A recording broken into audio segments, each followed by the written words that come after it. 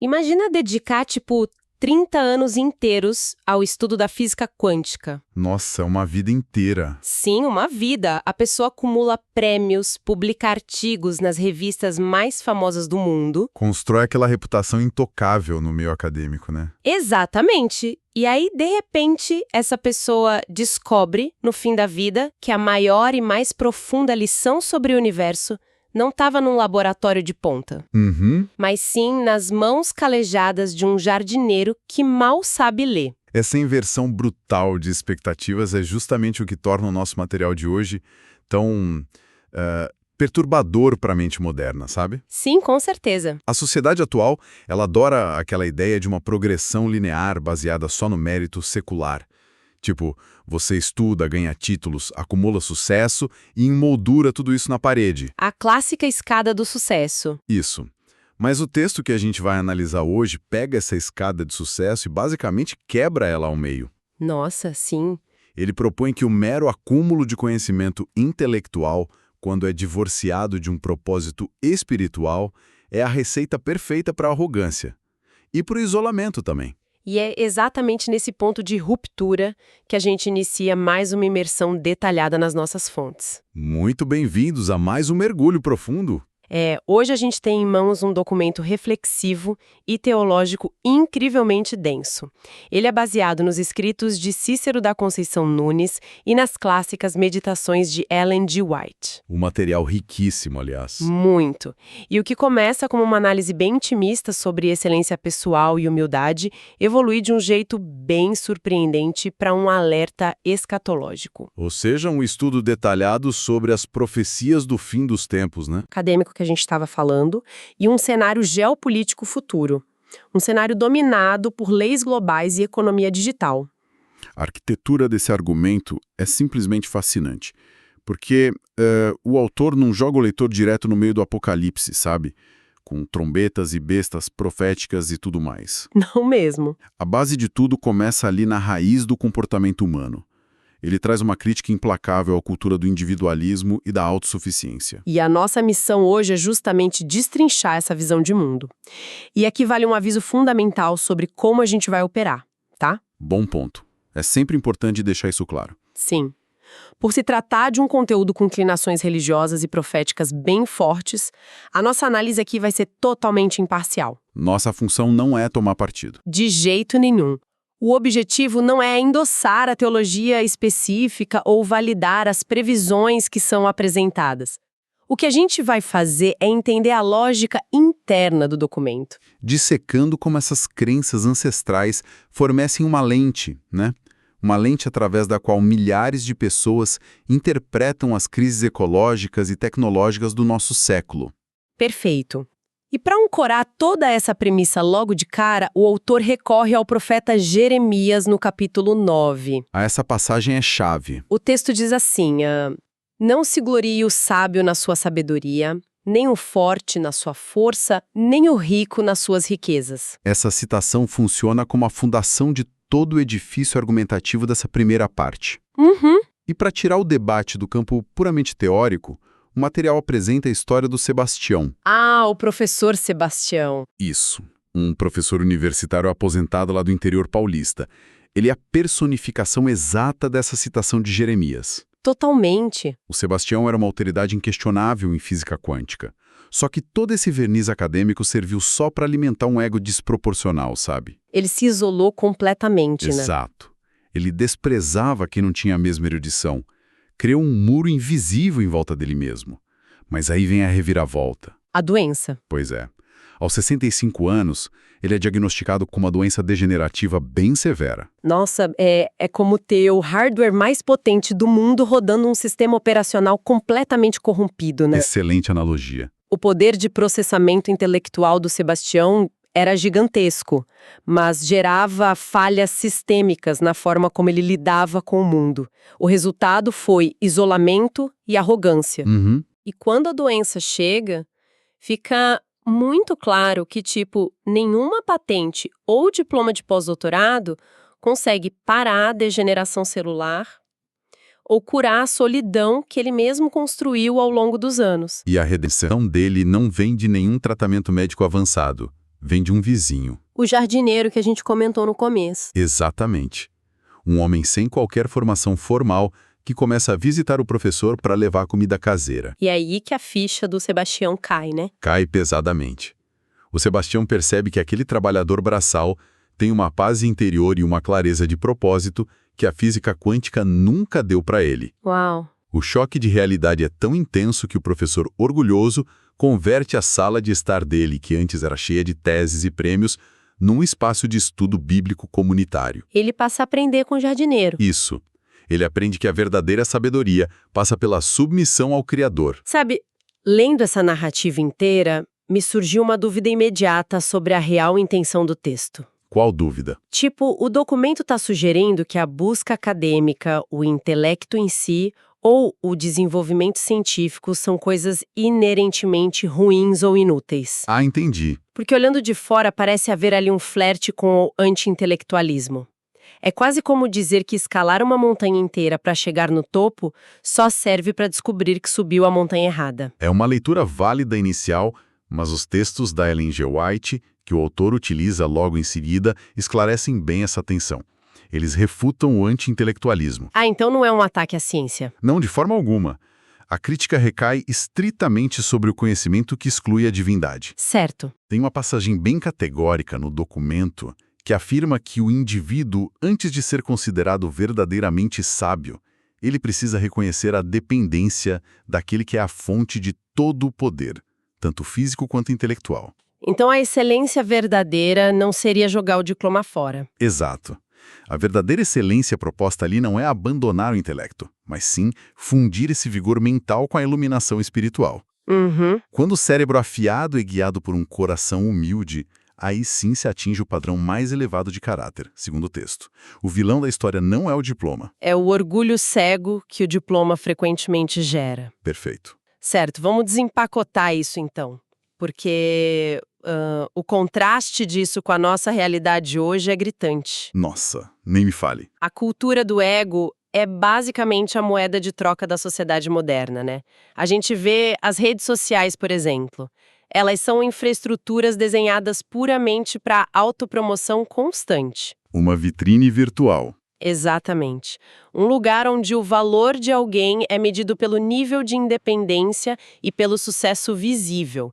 E, em total oposição a isso, o autor do nosso documento convoca vozes milenares para demolir essa autossuficiência. E ele usa pesos pesados para isso. Sim, ele cita o profeta Miqueias, dizendo que Deus pede apenas que o ser humano pratique a justiça e ande humildemente.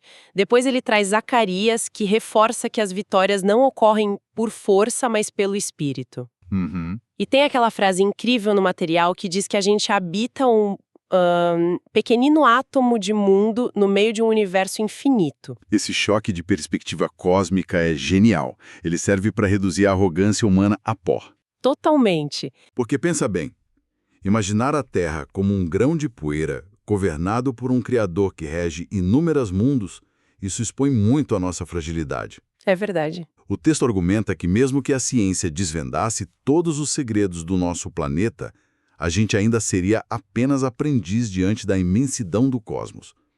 É uma ferramenta retórica muito poderosa para forçar a mente a reconhecer a própria finitude. Mas aí, isso me leva a questionar a aplicação prática de toda essa visão. Como assim? Bom, se a premissa principal é a total dependência de um criador que governa todo esse átomo de mundo, onde é que fica a agência humana nessa história? Ah, a velha questão do livre-arbítrio e do esforço. Sim.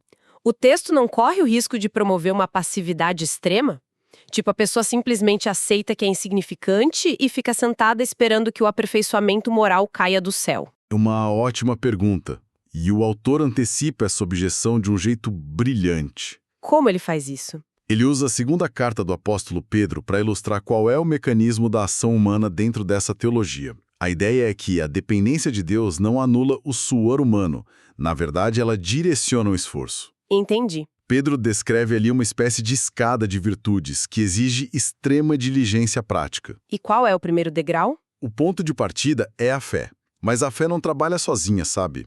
A fé, o ser humano deve ativamente acrescentar a virtude. Uhum. A virtude ele acrescenta ao conhecimento. Depois vem a temperança, a paciência, a piedade, a fraternidade e, culminando em tudo isso, a caridade. Nossa, é uma progressão de caráter muito bem estruturada. Muito. E o argumento da Ellen White, que está inserido no material, ressalta que conhecer as próprias fraquezas não substitui o trabalho árduo. Não é um passe livre para não fazer nada. Pelo contrário, a consciência de ser finito deveria motivar a pessoa a ter um esforço físico, mental e moral implacável para superar esses defeitos. A graça fornece o combustível e a direção, mas a caminhada em si exige ação. Exatamente. Não há espaço para complacência na busca por essa excelência integral, passo a passo. Mas olha só, a humildade individual do professor Sebastião e essa busca por virtudes pessoais, elas não resolvem o problema numa escala cósmica, né? Para onde você está indo com isso? É que se a moralidade fosse só uma questão de bondade interna e boas intenções individuais, a gente não precisaria de regras universais tão rígidas. Ah, entendi o ponto. E é exatamente aqui que a visão do autor abandona aquela aconchegante sala de estar do professor, deixa o campo do comportamento pessoal e entra de vez num verdadeiro tribunal. Uma guinada total no argumento. Sim. O texto passa a focar na lei. É uma transição de ideias que conecta a graça divina diretamente à obediência jurídica. E a ponte conceitual que permite essa mudança de cenário é fascinante. O autor usa o termo grego anomia. Anomia? Isso. Geralmente em textos bíblicos, essa palavra é traduzida como iniquidade. Mas a raiz literal de anomia significa ausência de lei ou rebelião contra a lei. Uhum. O autor constrói um argumento implacável, dizendo que a graça, quando é divorciada do respeito à lei eterna, não é liberdade de jeito nenhum. É só ingratidão e rebeldia profunda. O exemplo de Caim, lá no livro de Gênesis, é trazido à tona para justificar justamente essa mecânica, né? Exatamente. A história da oferta de Caim e Abel. Pois é, a oferta agrícola que o Caim apresentou não falhou porque faltou esforço físico da parte dele. O cara era agricultor, ele com certeza suou na terra. Trabalhou duro. Trabalhou duro. A rejeição de Deus ocorreu porque aquela oferta refletia a conveniência do próprio Caim, a vontade dele de fazer as coisas do jeito dele, sabe, ignorando completamente as diretrizes normativas que tinham sido estabelecidas para o sacrifício. Ele inventou a própria regra. Sim, o texto sugere que o amor genuíno só pode ser validado através da obediência sincera a uma regra que já foi pré-estabelecida. E o embasamento vai além disso. O material cita o livro de Provérbios, que declara que até a oração daquele que desvia os ouvidos de ouvir a lei vai ser considerada abominável. Pesado. Muito. A premissa central é que qualquer espiritualidade que se recusa a seguir a legislação divina é, nas palavras do texto, uma fraude analítica e teológica. E aqui a gente chega no momento mais, pelo menos para mim, mais surpreendente da nossa análise de hoje. O salto para o direito moderno. Isso, porque no meio de um texto profundamente mergulhado em profecias antigas e ensinamentos dos apóstolos, o autor de repente recorre a uma figura secular do século XX, o Hans Kelsen. O famoso jurista austríaco. Ele mesmo, o criador da teoria pura do direito.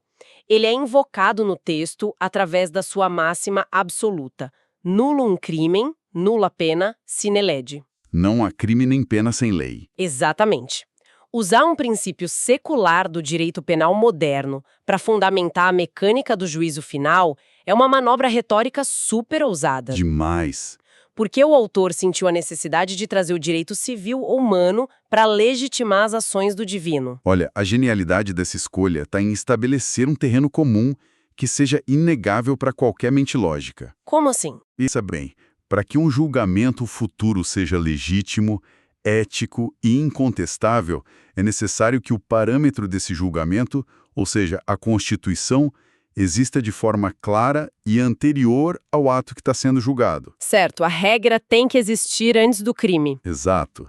Um juiz não pode simplesmente condenar um réu baseado numa lei que foi inventada no dia do tribunal, nem em percepções subjetivas de moralidade. Faz sentido. Ao aplicar a teoria do Kelsen ao cosmos, o autor argumenta que o próprio Deus se sujeita a essa premissa de justiça técnica. Ele não julga de forma arbitrária. Então, a Constituição eterna, segundo o texto, seria materializada nos 10 mandamentos. Isso mesmo, a lei moral. E o autor usa o livro de Malaquias, onde o Criador diz, eu não mudo, para garantir que essa legislação suprema não passou por nenhuma emenda constitucional ao longo do tempo. A Constituição do Universo não tem PEC. Não tem PEC, o arcabouço jurídico está montado ali, a lei é perfeita, é anterior a tudo e é imutável. E a partir dessa plataforma jurídica super sólida, que o documento ganha fôlego para mergulhar na sua camada final, que é de longe a mais controversa de todas. A profecia geopolítica. Exatamente. Porque se existe uma Constituição inalterável que rege o universo, o atrito se torna inevitável quando as legislações criadas pelos impérios humanos começam a exigir ações que violam frontalmente essa lei divina. É o choque iminente entre o Tribunal Celestial e os parlamentos aqui da Terra. Um choque de jurisdições, basicamente. E para rastrear a origem histórica desse choque, o material volta os olhos lá para a Antiguidade, desenterrando o livro de Daniel, capítulo 2, a famosa estátua do sonho do rei Nabucodonosor. Ah, a profecia dos impérios mundiais. Isso. O autor interpreta o quarto reino da estátua, que é representado pelo metal ferro, como sendo Roma.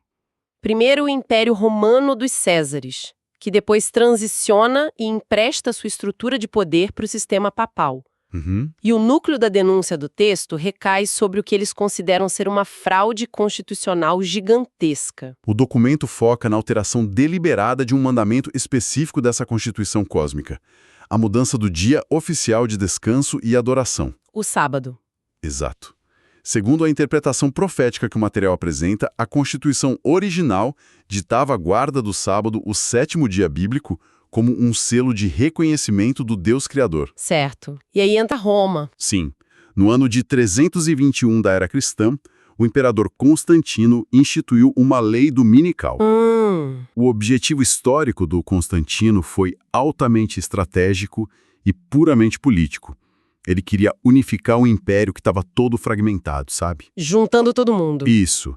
Ele fundiu as práticas dos pagãos, que já veneravam o Deus Sol no primeiro dia da semana, com as rotinas da igreja cristã da época. Foi uma jogada política que pacificou o império na época, mas, segundo a lente do autor, instaurou uma rebelião jurídica permanente contra o código cósmico original. Uma anomia institucionalizada. Perfeito. Essa alteração se solidificou ao longo dos séculos como uma demonstração de autoridade terrena agindo paralela à divina.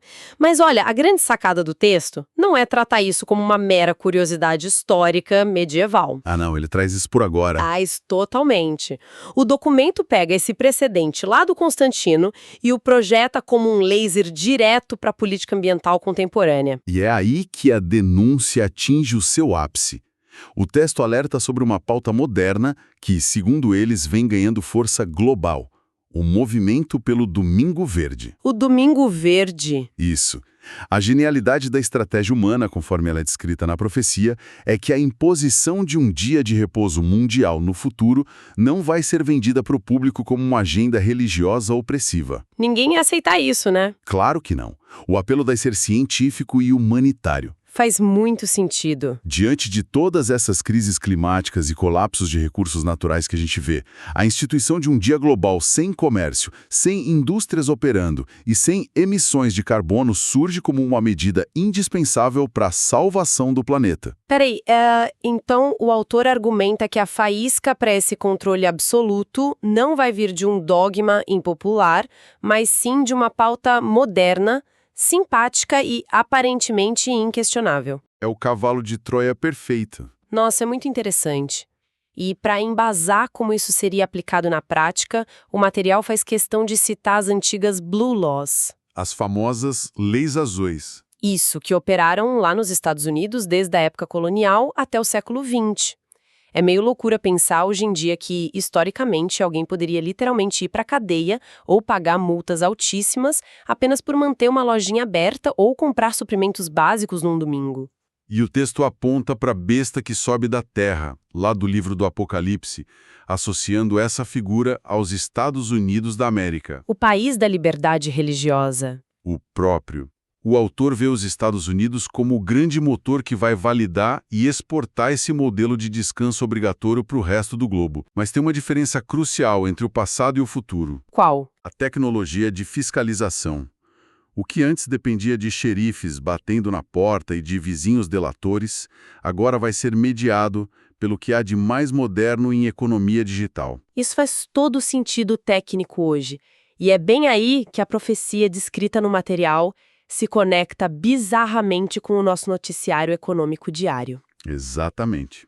O documento liga o Domingo Verde diretamente a Apocalipse 13, versículo 17, aquela famosa passagem que diz que ninguém poderá comprar ou vender se não tiver a marca da besta. E como isso funcionaria hoje em dia? Bom, nós estamos vivendo agora o início da era das CBDCs, né? As moedas digitais emitidas por bancos centrais. Sim, um caminho sem volta. E a grande questão das CBDCs não é apenas acabar com o papel moeda físico.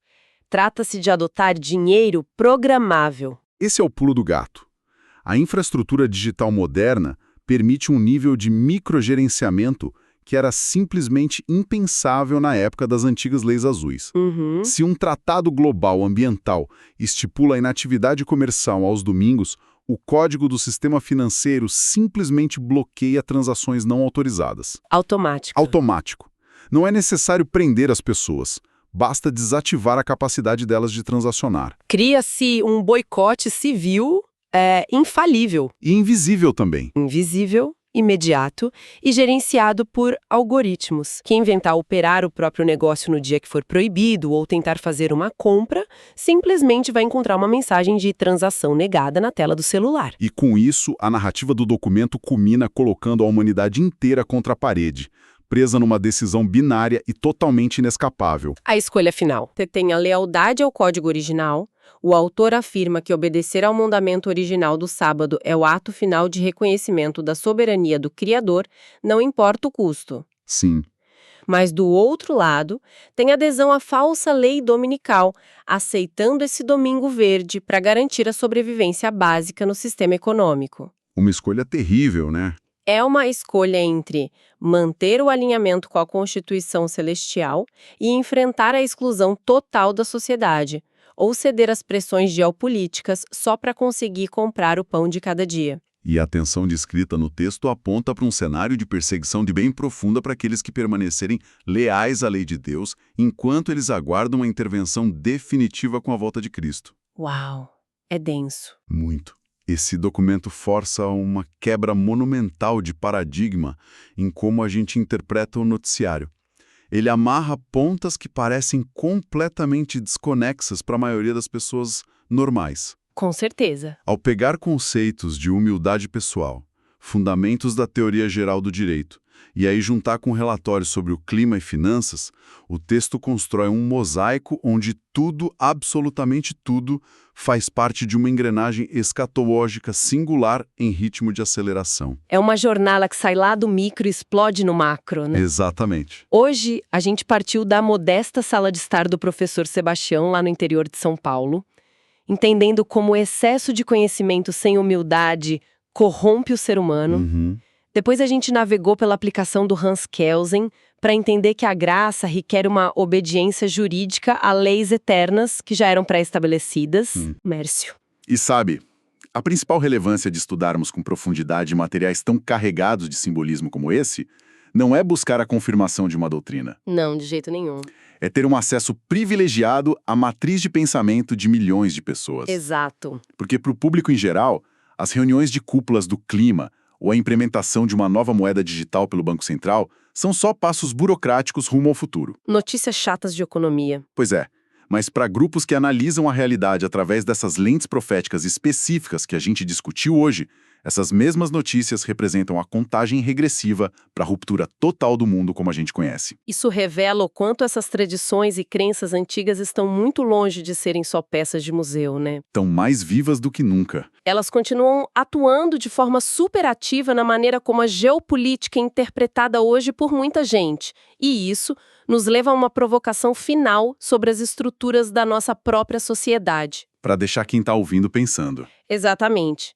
Porque, independentemente de qual seja a base de crença espiritual de cada um que acompanha a gente, fica uma grande reflexão no ar. Qual? Com o aumento do medo existencial gerado por essas crises globais severas, sejam pandemias, colapsos sistêmicos ou os assustadores extremos climáticos, até que ponto as nações estarão dispostas a apagar a linha que separa a legislação civil e laica de moralidades ancestrais que vêm disfarçadas de ciência? Essa é a grande questão. O pânico global poderia, no fim das contas, transformar a necessidade urgente de sobrevivência na justificativa perfeita para a criação de um novo código penal e comportamental em escala planetária.